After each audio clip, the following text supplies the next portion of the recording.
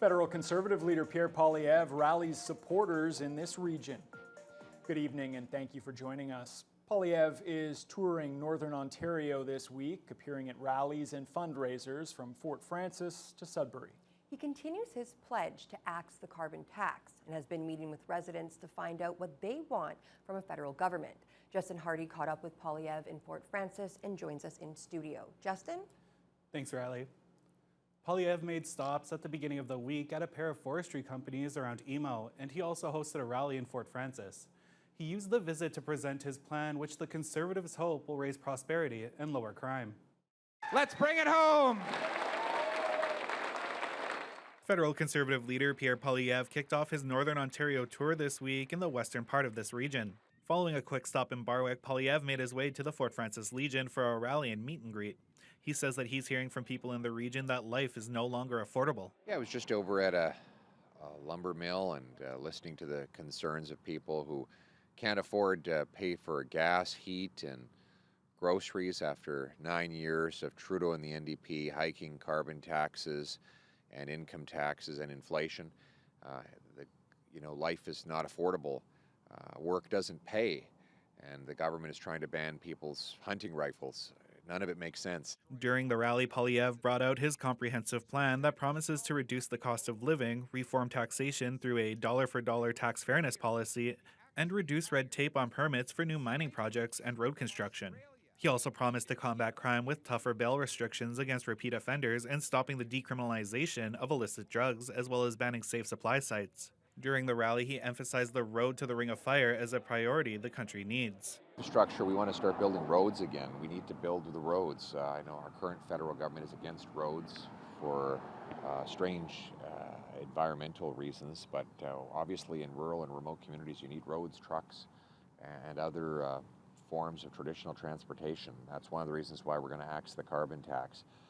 The day following the rally, Poilievre made his way to Manitou Forest Products in Emo. He spoke to workers about reducing taxes to lower costs for companies, which he says will allow them to pay their workers bigger and more powerful paychecks. He also explained his plan to help First Nations benefit from local projects through the First Nation Resource Charge that he says is an optional arrangement that First Nations can adopt to collect 50% of the corporate tax generated from the resource projects on their land. So if you have, whether it's a mine, a logging operation, or any other resource project on a First Nations land, then the company could pay 50% of its federal corporate tax directly to the local First Nation, allowing own source revenue. So the money would stay here rather than going to Ottawa to be devoured by the bureaucracy. Poilievre's tour will be continuing east throughout the week with plans to visit Wawa, Hearst, Kirkland Lake, and Sudbury for a fundraising event where the maximum donation is $1,725. Justin Hardy, TBT News. Fort William First Nation held a community meeting this week to address escalating drug and crime problems. Those issues prompted the Band Council to declare a state of emergency 3 weeks ago. Chief Michelle Solomon called the meeting productive and says it will help them decide their next steps. Jessica Clement has the details. Almost 3 weeks ago, Fort William First Nation declared a state of emergency. It was a result of escalated violence and loss of life in the community due to the drug epidemic. On Monday night, Chief Michelle Solomon and Council held a community meeting that invited residents to share their concerns and tell their own stories. Solomon notes emotions were high during the session, but residents also felt relief that something was finally being done. She says they were able to get a good grasp of what the community's overall issues were. The overarching concerns are people that aren't from our community coming into community and, engaging in criminal behavior, being violent, bringing drugs. Absolutely, concerns about those things happening on the part of our own people in the community. Solomon says the session was productive and is a step towards making positive change in the community. The information gathered from the meeting will be put into a report that Solomon is hoping to have out early next week, so residents can prepare for the next community meeting. That will serve to inform our plan going forward. So we will gather with the community again in early September to revisit what we've heard and the plan going forward. I know that this is really the first conversation of many that needs to happen. We had about 80 people come. So, that is really promising. Jessica Clement, TBT News. It's been a very slow forest fire season so far, but the Ministry of Natural Resources is reporting 6 new fires since yesterday, including one just south of Thunder Bay. It's located on a small island on Loch Lomond in the Nor'Western Mountain Range. The MNR says it's just 1/10 of a hectare in size and is under control. The 5 other new fires are located in the Red Lake and Sioux Lookout districts, with the largest in the far north near the Manitoba border. Red Lake 14 is more than 1,000 hectares in size and is currently being observed. 2 of the other new fires are west of Pikangikum. There are currently 16 fires burning in the northwest. Ontario Provincial Police are turning to the public for help after electronics and other items were stolen out of the trailer of a transport truck at the Flying J truck stop in Shunya. About a week and a half ago, on July 20th, police were notified that the parked vehicle had been broken into and that tablets, cell phones, and other electronics were stolen, along with clothing and other items. Anyone with information about the robbery is asked to contact OPP or Crime Stoppers. The City of Thunder Bay has launched a new sticker initiative in partnership with the Rainbow Collective and Thunder Pride. The 2S LGBTQIA+ welcome sticker was revealed today at City Hall. The sticker features the colors and symbols of the Progress Pride flag. It'll soon be displayed at all city facilities, including municipal buildings, community centers, and libraries. The initiative is meant to promote inclusivity and show support for the 2S LGBTQIA+ community by visibly affirming that city facilities are safe places. Rainbow Collective President Jason Veltri says partnering with the city on this initiative is a really important step. This says that the city condemns hate and discrimination, and that they stand for a welcoming, inclusive, and safe community for all, including the 2S LGBTQIA communities. These are all small steps, but they are forward-thinking and forward-moving. So I think it's good for everyone, and it helps people who may not know much about this issue, but it is an issue, and it's important that it be brought to the public's attention.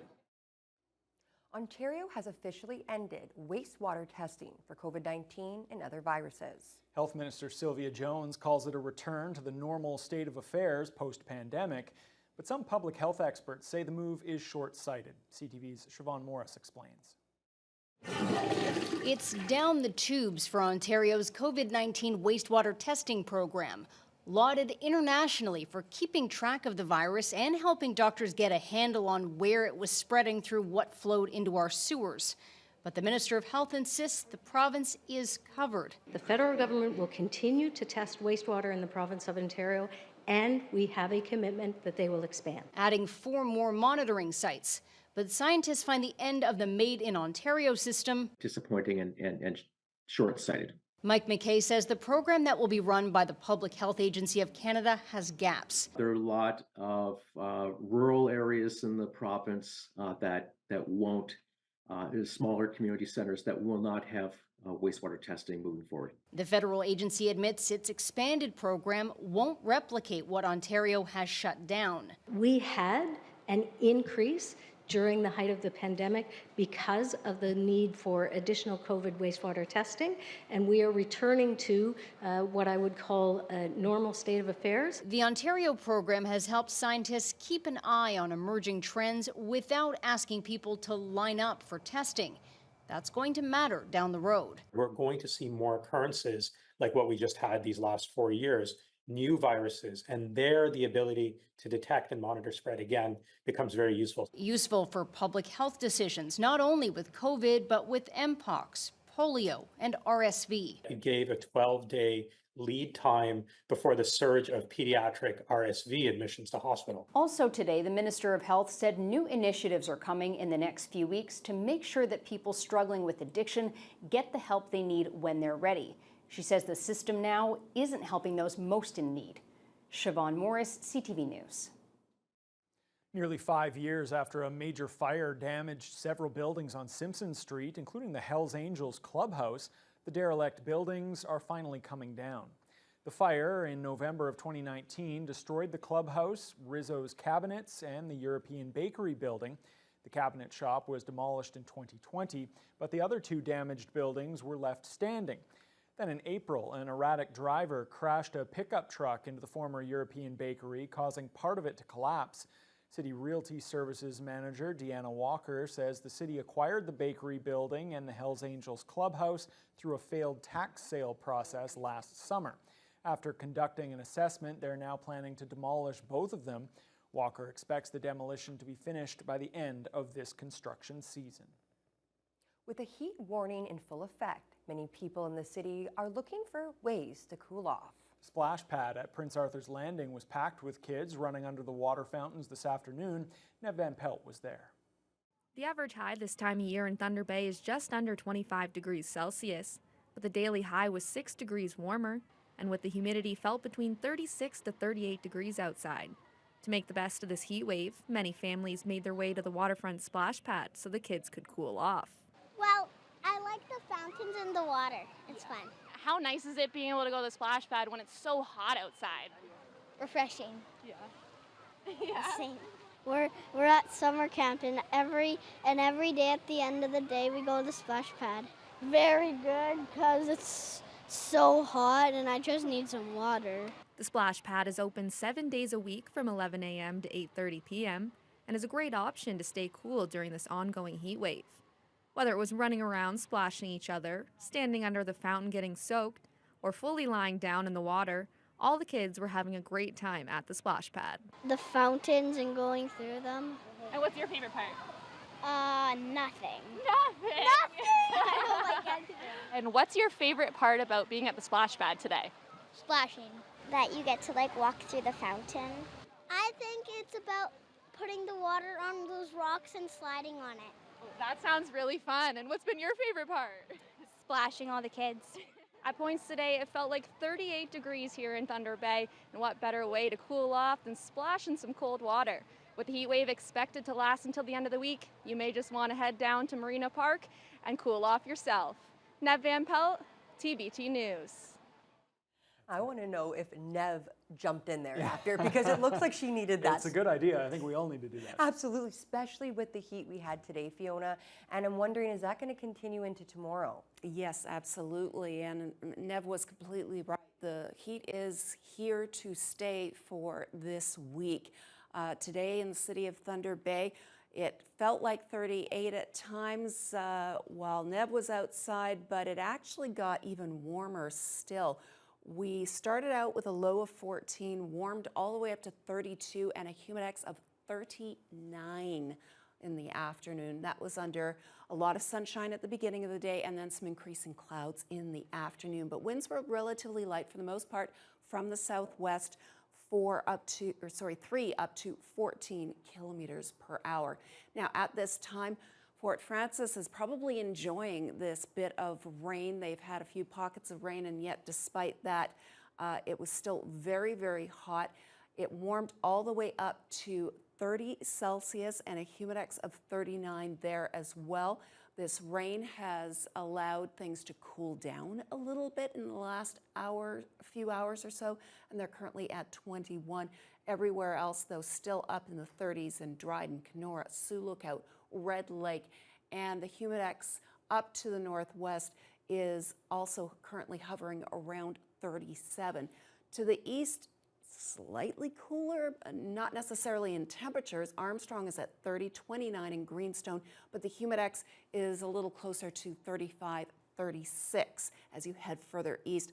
Along the North Shore, a little bit cooler in Marathon at 21, Wawa 20, and that's with that little bit of wind off the lake, keeping things a bit cooler. Sault Ste. Marie 23 at this hour, but they topped out at 28 and a humidex of 34 just a few hours ago. So the heat is definitely going on across the region. Tonight, it's going to be warmer than last night, unfortunately. We've got a low of 18, but first we've got about a 40% chance of showers and a possible thunderstorm. With all that heat, you know it's going to rise quickly. It hits that cooler air aloft, and you have the potential for a shower. But with the extreme difference in temperatures, you can get a lot of instability in the weather systems, and that can lead to a thunderstorm. Now, winds will be gusting up to 20 kilometers per hour from the southwest this evening, but overnight it will start to rotate around, and we could see gusts up to 40 kilometers an hour from the east, which is not necessarily a bad thing, because if we're getting winds off the lake, it could make it a little bit more comfortable overnight. But unfortunately, those heat warnings are going to continue, and they are continuing all the way to the Manitoba border. But areas to the west also have the potential for thunderstorms, severe thunderstorms popping up as well. But areas throughout the region dealing with humidex could see the humidex levels hit 35, 36, 37, and yes, even 39 once again tomorrow. So if folks are heading out with pets, do so first thing in the morning. If they're heading out themselves, a hat and bring water. I know someone who got caught on the side of the expressway with a broken down car and no fluids, and it was only about half an hour, but it was extreme, and this is not weather you want to take risks at. Yeah, absolutely. Good advice. A lot of fluids, a lot of water, very important on a day like today. Thanks a lot, Fiona. All right, a couple of big stories that we are monitoring today, both in this country and internationally. First, a father and son in the GTA have been arrested on terrorism charges. They were reportedly just hours away from an attack in Toronto. Then in the Middle East, Iran is vowing revenge after a Hamas leader was killed in an airstrike. We'll have details on those stories and more when your Wednesday News Hour continues. But now we are right inside Iran, and there will be repercussions because of it.